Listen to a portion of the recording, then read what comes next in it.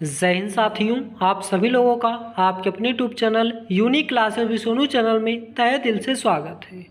आइए आज का हम लोग प्रैक्टिस सेट नंबर 4 स्टार्ट करते हैं। पहला प्रश्न हमारा, वह प्राचीन स्थल जहां 60,000 मुनियों की सभा में संपूर्ण महाभारत का वाचन किया गया था। Option A Hastinapur, option B Kampilya, option C Naimisharanya, option D आपुच्छन। तो कौन सा ऑप्शन इस प्रश्न का सही जवाब हो जाएगा? तो इस प्रश्न के सही जवाब की बात करें तो ऑप्शन नंबर सी करेक्ट हो जाएगा। यह वह स्थान है नैमिषारण्य, सीतापुर जनपद में स्थित है और यहाँ महर्षि दधीचि का आश्रम भी है। एक्सेप्ट है।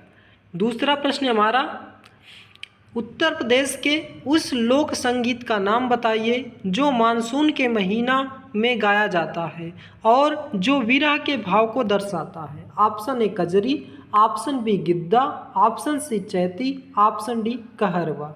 तो कौन सा ऑप्शन इस प्रश्न का सही जवाब हो जाएगा? तो इस प्रश्न का सही जवाब हो जाएगा option number A Kajri. Kajri श्रावण मास में गाया जाता है। इसकी उत्पत्ति मिर्जापुर में हुई है। कजरी गायिका की बात करें तो उर्मिला श्रीवास्तव नाम याद रखना है और विंध्यावासिनी देवी, ये दो नाम याद रखना है कजरी गायिका से। नेक्स्ट प्रश्न, उत्तर प्रदेश राज्य वित्त आयोग के प्रथम अध्यक्ष कौन थे? Option A Anand Mishra, option B Bhalchandra Shukla, option C T N Dhar, option D Atul Kumar Gupta. तो कौन सा ऑप्शन इस प्रश्न का सही जवाब हो जाएगा? तो इस प्रश्न का सही जवाब हो जाएगा option number B Bhalchandra Shukla Uttar Pradesh राज्य वित्त आयोग के प्रथम अध्यक्ष थे।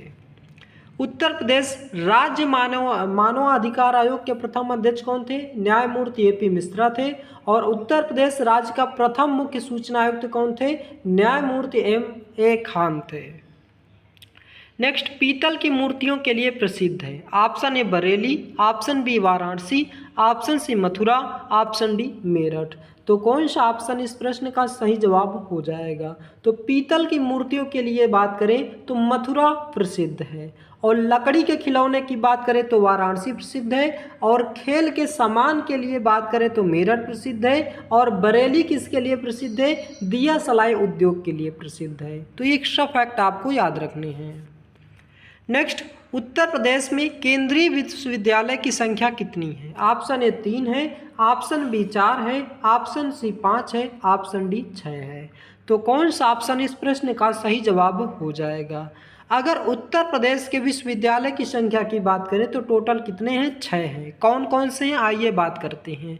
पहला तो आपका प्रयागराज विश्वविद्यालय हो गया, दूसरा बनारस हिंदू विश्वविद्यालय, तीसरा अलीगढ़ मुस्लिम विश्वविद्यालय, चौथा बाबा साहेब भीमराव अंबेडकर विश्वविद्यालय जो कि लखनऊ में है, पांचवां राजीव गांधी विमानन विश्वविद्यालय अमेठी का और छठवां लक्ष्मीबाई कृषि एवं प्रौद्योगिकी विश्वविद्यालय झांसी में है। तो टोटल कितने विश्वविद्यालय हैं? 6 विश्वविद्यालय हैं, याद रखना है।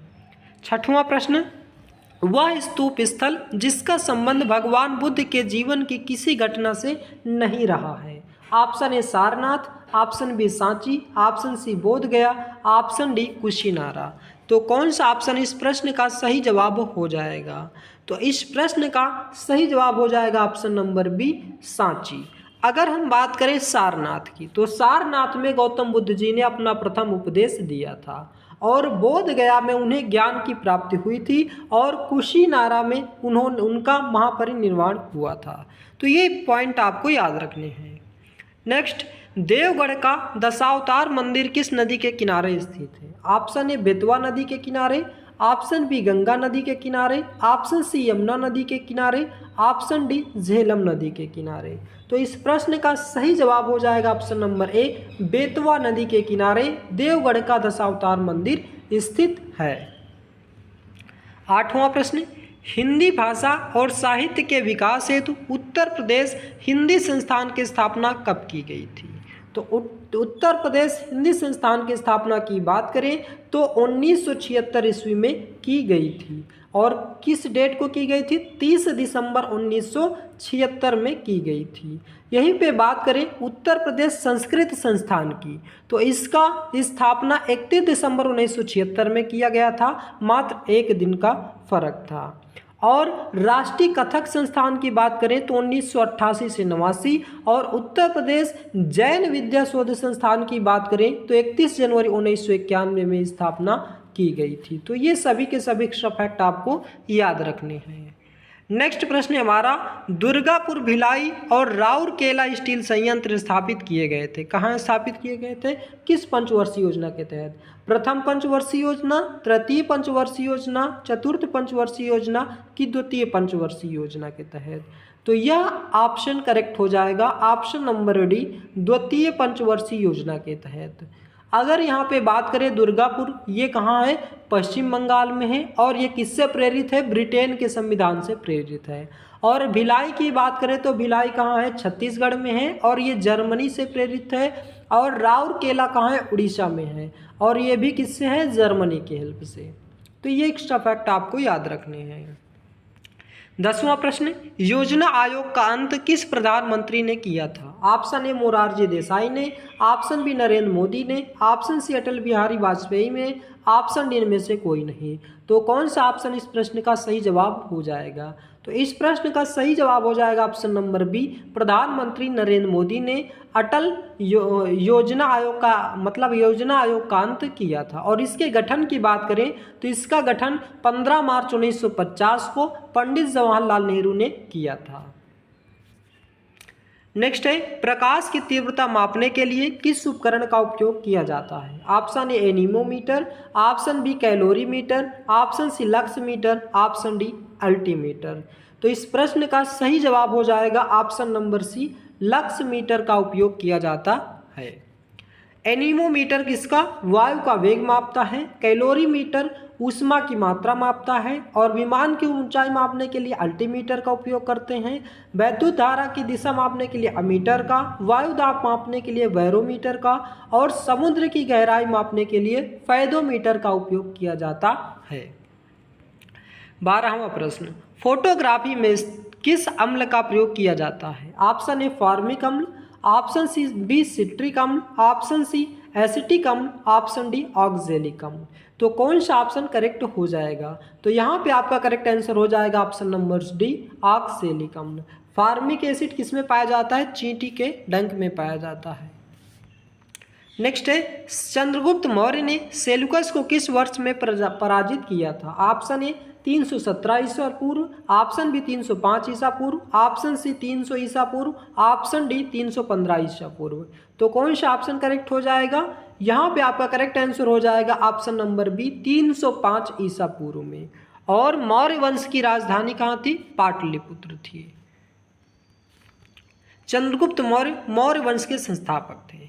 सांची का स्तूप किस शासक ने बनवाया था? ऑप्शन ए बिंबिसार ने, ऑप्शन बी अशोक ने, ऑप्शन सी हर्षवर्धन ने, ऑप्शन डी पुष्यमित्र ने। तो इस प्रश्न का सही जवाब हो जाएगा सम्राट अशोक ने सांची का स्तूप बनवाया था। तो ये आपको याद रखना है। ये कहाँ पे पड़ता है? रायसेन मध्य प्रदेश में पड़ता है। और इसे यूनेस्को की लिस्ट में 1989 में शामिल किया गया था। कब? 1989 में शामिल किया गया था। तो ये आपको याद रखने हैं। और भरहुत स्तूप ये भी कहाँ है? मध्य प्रदेश में। इसे पुष्यमित्र शुंग ने बनवाया था। नेक्स्ट, सातवाहनों की राजधानी अवस्थित थी। ऑप्शन ए अमरावती में, ऑप्शन बी नांदेड़ में, ऑप्शन सी दुर्ग में, ऑप्शन डी में से कोई नहीं। तो 15 नंबर का आंसर हो जाएगा ऑप्शन नंबर ए अमरावती। अमरावती कहाँ है? आंध्र प्रदेश में है। और यहाँ पे बात करें हर्यक वंश, हर्यक वंश के संस्थापक कौन है? बिंबिसार हैं, जिन्होंने अपनी राजधानी राजगृह स्थापित की थी। और शुंग वंश के संस्थापक पुष्यमित्र शुंग हैं, और इन्होंने इनकी राजधानी पूछा जाए तो विदिशा। गढ़वाल की स्थापना संस्थापक चंद्रदेव हैं, और इनकी राजधानी इन्होंने वाराणसी। पल्लव के सिंह विष्णु, और राजधानी कांची। ये याद रखना है। निम्न नदियों में से किसका उद्गम भारत में नहीं हुआ है? ऑप्शन ए ब्यास का, ऑप्शन बी चेनाब का, ऑप्शन सी सतलज का, ऑप्शन डी रावी का। तो कौन सा ऑप्शन करेक्ट हो जाएगा? तो इस प्रश्न का सही जवाब हो जाएगा ऑप्शन नंबर सी सतलज का। सतलज राकसताल झील तिब्बत से इसका उद्गम हुआ है। नेक्स्ट है, कोयला का निपेज किस चट्टानी संरचना में पाया जाता है? ऑप्शन ए आर्कियन संरचना में, ऑप्शन बी धरवाड़ संरचना में, ऑप्शन सी गोंडवाना संरचना में, ऑप्शन डी विंध्यन संरचना में। तो कौन सा ऑप्शन करेक्ट हो जाएगा? तो यहाँ पे करेक्ट हो जाएगा ऑप्शन नंबर सी गोंडवाना संरचना में। नेक्स्ट प्रश्न है, नकद वेतन के बदले इक्ता का आवंटन बंद कर दिया था। किसने बंद कर दिया था? इल्तुतमिश ने, जलालुद्दीन ने, फिरोज शाह तुगलक ने, अलाउद्दीन खिलजी ने। तो कौन सा ऑप्शन करेक्ट हो जाएगा? तो अलाउद्दीन खिलजी ने इसे बंद कर दिया था, इक्ता का आवंटन, याद रखना है। नेक्स्ट प्रश्न है हमारा, कौन सा प्रश्न था? दिल्ली का वह एकमात्र सुल्तान कौन था जिसे अपना आत्मविवरण लिखा था? जिसने अपना आत्मविवरण लिखा था? फिरोज शाह तुगलक ने, मुबारक शाह ने, नसरुद्दीन महमूद ने, सिकंदर लोदी ने। तो कौन सा ऑप्शन यहाँ पे करेक्ट हो जाएगा? तो फिरोज शाह तुगलक ने एक ऐसा मात्र सुल्तान था जिन्होंने अपना आत्मविवरण स्वयं लिखा था। नेक्स्ट प्रश्न, किसने कहा था दिल्ली अभी दूर है? तो ये ऑप्शन आपका करेक्ट हो जाएगा निज़ामुद्दीन औलिया ने। निज़ामुद्दीन औलिया ने कहा था दिल्ली अभी दूर है। नेक्स्ट, मूर देश का यात्री इब्न बतूता किसके शासनकाल में भारत आया था? तो इब्न बतूता किसके शासनकाल में भारत आया था? Option A Mohammad bin Tughlaq, option B Babur, option C Akbar, option D Mahmud Ghaznavi. तो 21वें प्रश्न का आंसर हो जाएगा option number A Mohammad bin Tughlaq के शासनकाल में भारत आया था। नेक्स्ट है, कोई विधेयक धन विधेयक है या नहीं, इसका निर्णय कौन करता है? ऑप्शन ए राष्ट्रपति, ऑप्शन बी लोकसभा अध्यक्ष, ऑप्शन सी वित्त सचिव, ऑप्शन डी वित्त मंत्री। तो कोई विधेयक धन विधेयक है या नहीं, इसका निर्णय लोकसभा अध्यक्ष करते हैं। ऑप्शन नंबर 20 प्रश्न का सही जवाब हो जाएगा। भारत में प्रथम लोकसभा के अध्यक्ष कौन थे? Option A Neelam Sanjiva Reddy, option B G V Mavalankar, option C Gurdayal Singh Dhillon, option D इनमें से कोई नहीं। तो 23वें प्रश्न का सही जवाब हो जाएगा जीवी मावलंकर। भारत में प्रथम लोकसभा के अध्यक्ष कौन थे? जीवी मावलंकर थे। ऑप्शन नंबर बी करेक्ट हो जाएगा। नेक्स्ट, निम्नलिखित जनजातियों में से कौन सा भारत के अंडमान और निकोबार द्वीप समूह का मूल निवासी नहीं है? Option A Rigma, option B Onge, option C Halchu, option D Shompen. तो कौन सा ऑप्शन करेक्ट हो जाएगा? ऑप्शन नंबर ए करेक्ट हो जाएगा रिग्मा। रिग्मा कहाँ की है? अगर यहाँ की नहीं है तो ये नागालैंड की है, याद रखना है। पराश्रव्य वे ध्वनियाँ हैं जिनकी आवृत्ति होती है। ऑप्शन ए 20,000 हर्ट्ज से अधिक, ऑप्शन बी 10,000 हर्ट्ज से अधिक कम, ऑप्शन सी 1,000 हर्ट्ज के बराबर, ऑप्शन डी उपरोक्त में से कोई नहीं। तो इस प्रश्न का सही जवाब हो जाएगा ऑप्शन नंबर बी 20,000 हर्ट्ज से अधिक को पराश्रव्य तरंगे कहते हैं, पराश्रव्य ध्वनि। और श्रव्य ध्वनि कौन से है जिसको हम लोग सुन सकते हैं? तो 20 हर्ट्ज से 20,000 हर्ट्ज तक, और 20 हर्ट्ज से कम को अनुदैर्ध्य तरंगे बोलते हैं। तो ये था आज का हमारा प्रैक्टिस सेट नंबर 4। ये थे 25 क्वेश्चन। आशा करता हूँ दोस्तों ये सभी के सभी क्वेश्चन आपको समझ में आ गए होंगे। वीडियो आपको कैसा लगा इसका जवाब आप हमें कमेंट बॉक्स में दें। यदि आप हमारे चैनल पर नए हैं तो चैनल को सब्सक्राइब करें, वीडियो को लाइक करें और ज़्यादा से ज़्यादा शेयर करें। वीडियो को लास्ट तक देखने के लिए बहुत बहुत धन्यवाद। मिलते हैं नेक्स्ट वीडियो में। जय हिंद, जय भारत।